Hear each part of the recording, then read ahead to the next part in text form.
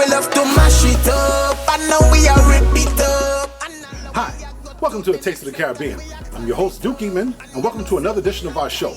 Today we're here in the beautiful backyard of a Montreal personality and radio luminary, Don Smooth, who when he's not rocking the airwaves is also the proprietor of the Tasty Touch Caribbean and International Cuisine Catering.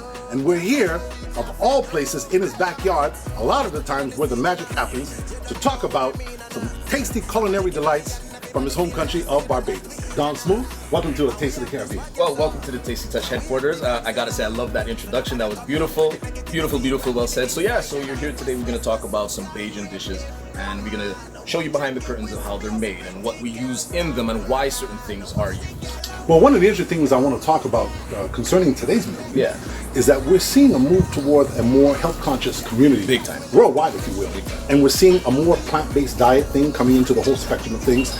And today, we don't have any meat, but we have some fish. Yeah. Caribbean cuisine has always been known to be something a notch above other cuisines in regards to health and healthy things. There's a lot of vegetables involved. There's a lot of seasoning and fruits. And the thing is, it's not like, hamburgers, hot dogs, that sort of thing. No. We're talking about a lot of stuff that's very good for even the meat dishes. But even today, we're not making meat. Do you see this as a cornerstone of your industry now in regards to a more health-conscious society and what it is that you guys do over there?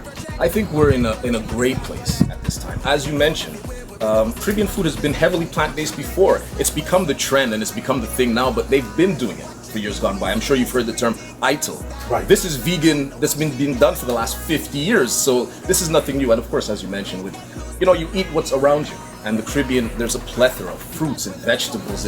Everybody has a mango tree, a coconut tree. They just come down, they pick their fruits. They got the seasonings. Everybody got a kitchen garden. So it's very heavily plant-based. I guess the fact that there's not a lot of beef cows like to slaughter for steaks and things of that nature. Right. Everybody eats what's on the island, which is predominantly in Barbados. You're surrounded by ocean, so there's tons of seafood. Poultry was very big, and also pork. But going forward, as you said, people are becoming a little more health conscious, more aware of what they're eating. They want to know where it comes from. We've noticed a big trend for that. And with the Caribbean cuisine, it just fits perfect. So as you mentioned, it is like a cornerstone. We've always been doing it.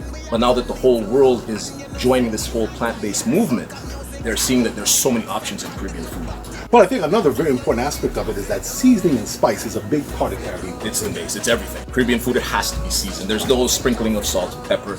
There's always a big base of aromatics. You get your garlics and your onions and the thyme and the peppers. All of that is always in the base of most Caribbean dishes. Well, Don, I'm glad you're here with us today. What we're going to be doing next is we're actually going to head over by the barbecue. Yes. The fish sizzling, you're going to hear it. Try not to salivate. And let's go to the next step, the actual finished product. Sounds good.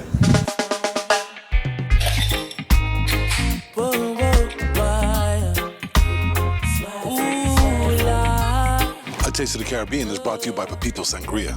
Yes, And we're here now with the main course of the grilled fish. Yes. Now tell us about the fish that we're using today for grilled fish. So today we're using kingfish. It's a white fish. It's very meaty, so it holds up good on the grill. And you put it on the grill, and it sits well.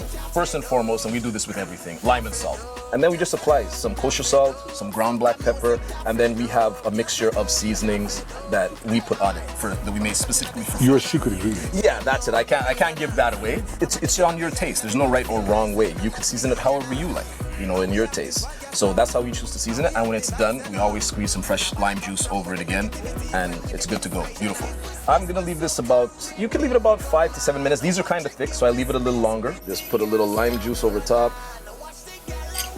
What do you say we get busy and we sit down and enjoy this kingfish right here? Definitely, we'll put the plate together for you, and you give it a try.